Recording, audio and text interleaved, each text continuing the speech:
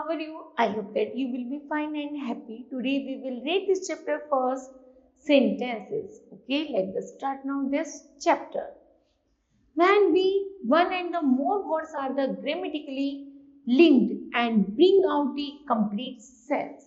जब हम grammatical use में एक से ज्यादा वर्ड्स का प्रयोग करते हैं और जिसका कंप्लीट सेंस निकलता है उसी को हम सेंटेंस कहते हैं. Okay, it has a subject and a predicate. एक जो सेंटेंस होता है उसमें सब्जेक्ट और प्रेडिकेट इंक्लूड होता है, तभी हमारा सेंटेंस रेडी होता है. Okay, look at the following sentences. जैसे सेंटेंस है हमारा बर्ड्स फ्लाई, तो सब्जेक्ट है हमारा बर्ड्स और प्रेडिकेट है हमारा फ्लाई.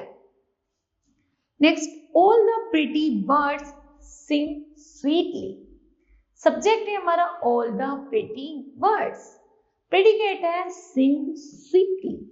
ओके, नेक्स्ट है Tina found her dog sitting under the banyan tree. तो सब्जेक्ट क्या है टीना और प्रेडिकेट है found her dog sitting under the banyan tree. Okay, in order to make complete sense a sentence. जो sentence complete sense रखते हैं उसी को हम सेंटेंस कहते हैं. Begin with a capital letter. Sentence बनाते समय जो सेंटेंस होते हैं वो हमारे कैपिटल लेटर से शुरू होते हैं. Has word placed in their proper order or syntax. For example, cold, surprisingly, it, told is make no sense. It is not a sentence. यदि कोई शब्द हमारे इम्प्रॉपर वे में लिखे गए और तो कोई सेंस नहीं निकल रहा, ऐसे शब्दों को हम सेंटेंस नहीं कह सकते. Ends with a full stop. जो सेंटेंस जब हम कर बनाते हैं तो कैपिटल लेटर से, और जब एंड करते हैं तो उसे फुल स्टॉप, क्वेश्चन मार्क या फिर एक्सक्लेमेशन मार्क के द्वारा कंप्लीट करते हैं. ओके, नेक्स्ट है kind of sentences based on meaning. Depending upon the meaning.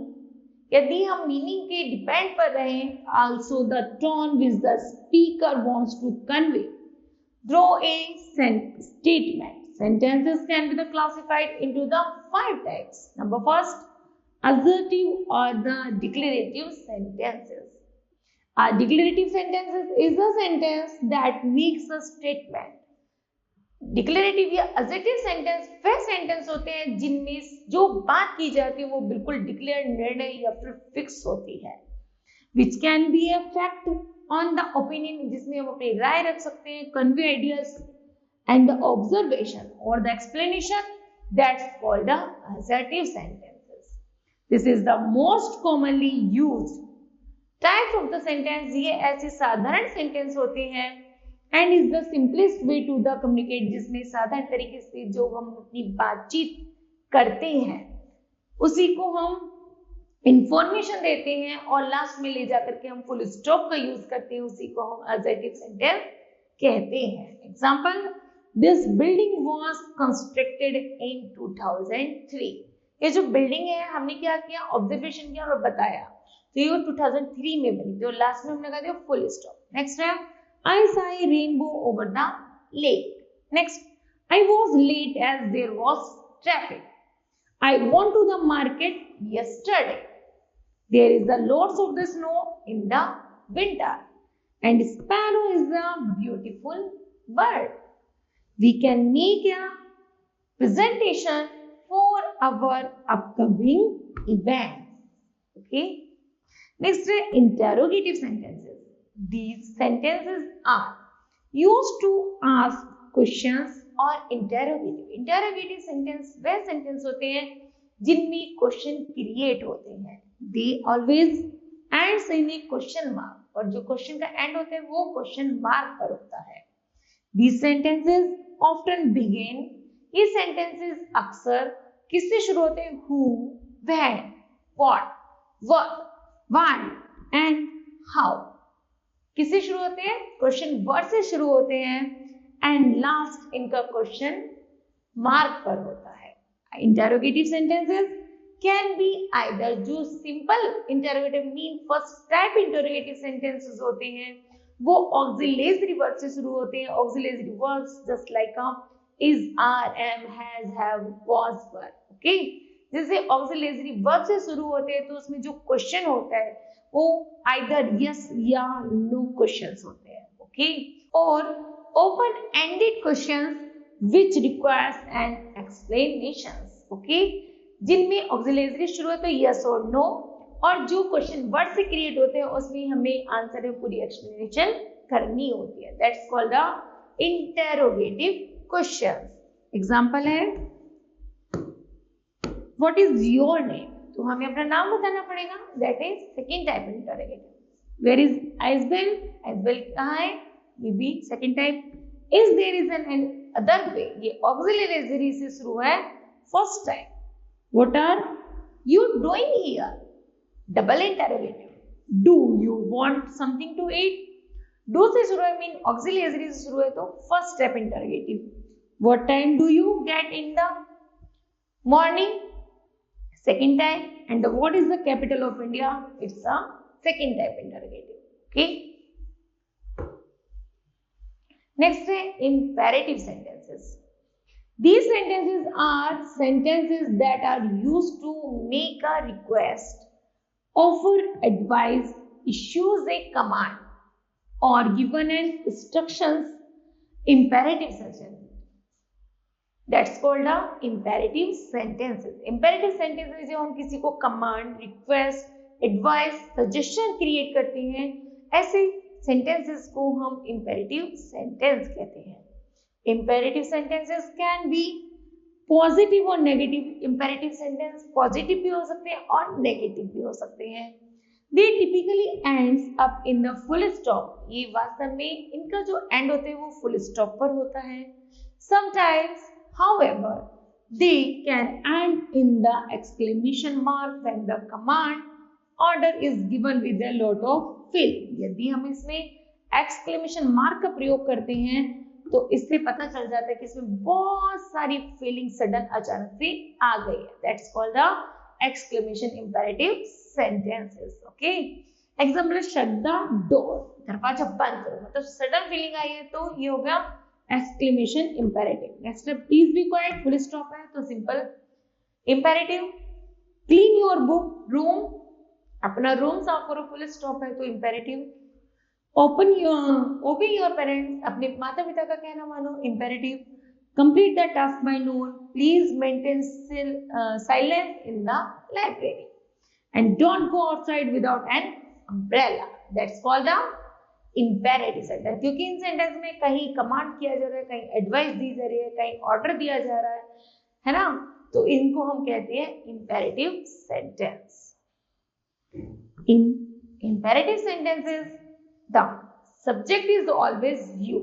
In imperative sentences में हमेशा you subject होता है, but you is implied. लेकिन you इस सेंटेंस में क्या होता है, छुपा होता है। ओके, नॉट मेंशन, उसे मेंशन नहीं किया जाता, लेकिन हमेशा वह you रहता है किसमें, imperative sentences में।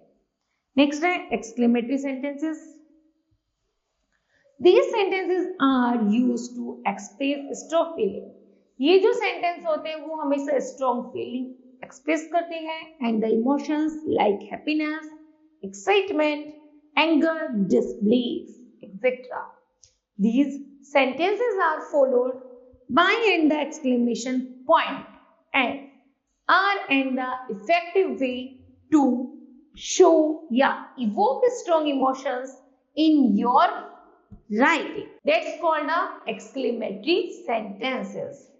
Example, just shut up, अभी चुप हो जाओ, है ना, तो यहाँ पर क्या हुआ, एक्सक्लेमेशन मार्क होगा, मतलब तुरंत sudden feeling I. Wow what a day, wow कैसा दिन है ना, कितना अच्छा दिन है, तो ये भी सडन है। तो इट्स अ ब्यूटीफुल डे, कितना सुंदर दिन है। How were the day is that make just drop a bank, I am exclaim, I am excited to watch this movie, में इस मूवी को देखने में एक्साइटेड हूँ, और लास्ट में है एक्सक्लेमेशन मार्क, इसलिए ये एक्सक्लेमेटरी सेंटेंस है। नेक्स्ट है optative sentence. These sentences express a wish or a pray. इन सेंटेंसों में केवल इच्छा या फिर प्रार्थना की जाती है उसे हम ऑप्टेटिव सेंटेंस कहते हैं। एग्जाम्पल है, may you have a happy and success life, मेरी आशा है कि आप खुश रहो, अपने जीवन में सफल हो। तो ये क्या है? इच्छा है।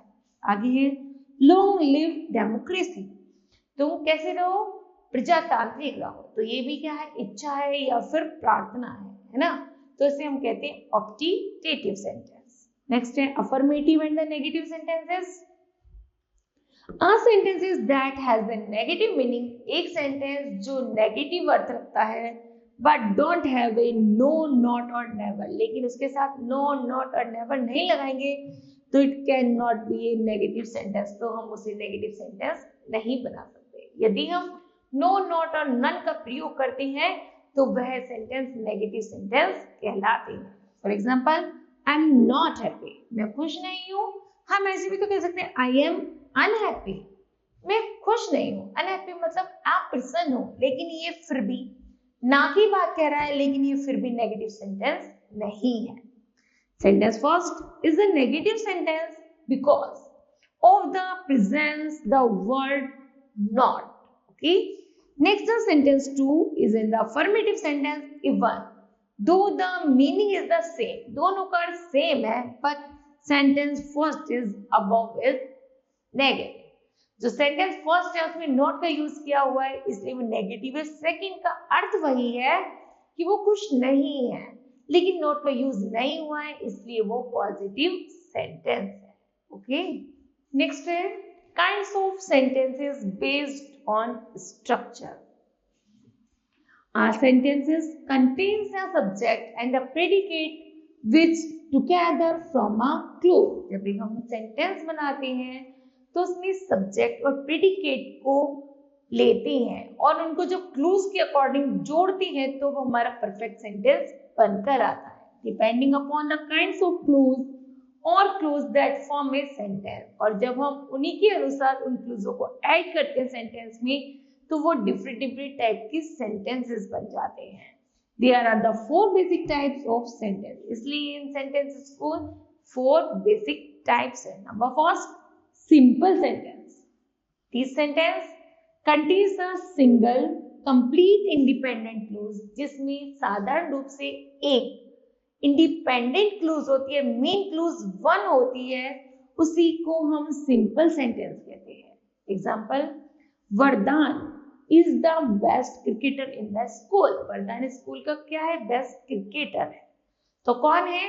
वरदान। वरदान is the main clues. Next, I saw the most amazing site in the Africa. मैंने अफ्रीका का मुख्य दृश्य देखा, तो किसने देखा? मैंने। ओके, तो वरदान and I is the main clause, it's called a simple sentence. Next, compound sentence. These sentences are made up of 2 और द मोर इंडिपेंडेंट क्लूज, जहां पर 2 या 2 से ज्यादा इंडिपेंडेंट क्लूज होती हैं, that are joined together by mean of the coordination conjunction, और उन दोनों क्लूजों को एक कोऑर्डिनेशन कंजक्शन से जोड़ा जाता है।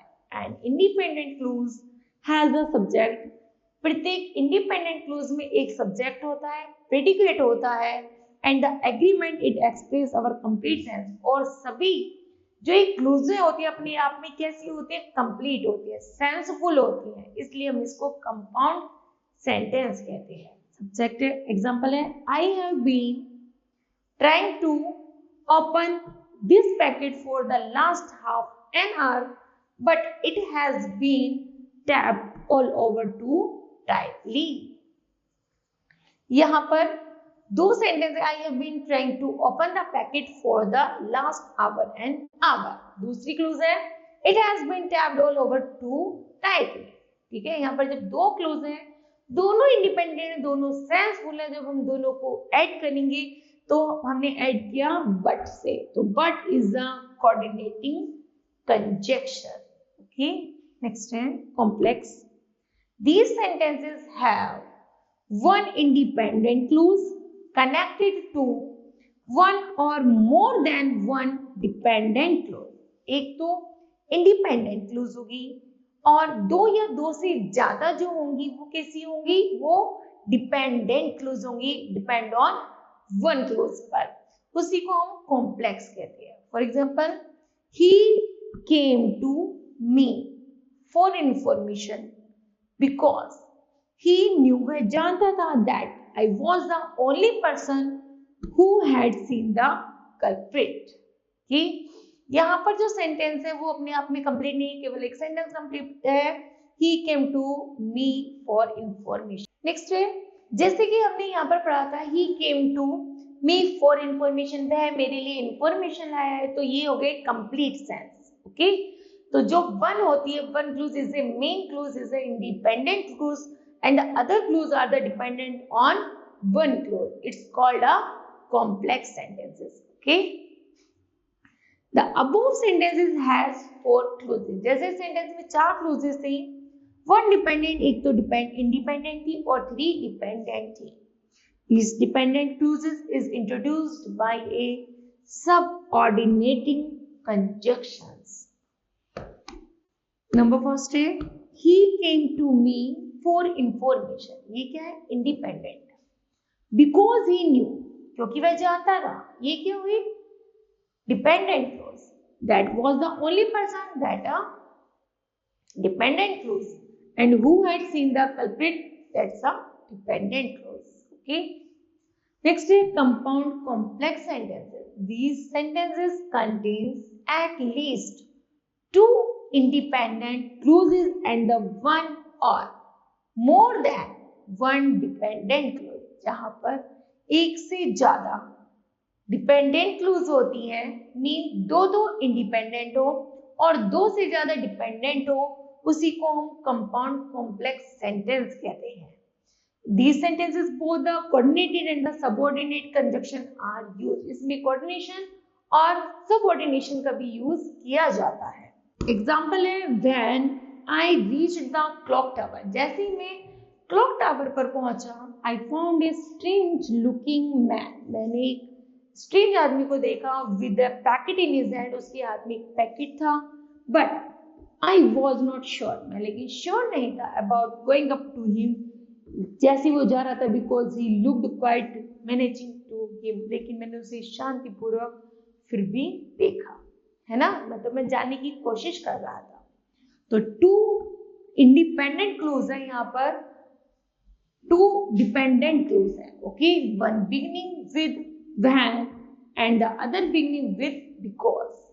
It's a dependent clues. Okay, I found as a stranger looking man with a packet in his hand. That's a independent clause. And the next, I was not sure about going to him. It's a independent clause. And baki dependent clause. Okay, then kids, this chapter will be completed. I hope that you understood well. Thank you. Have a nice day.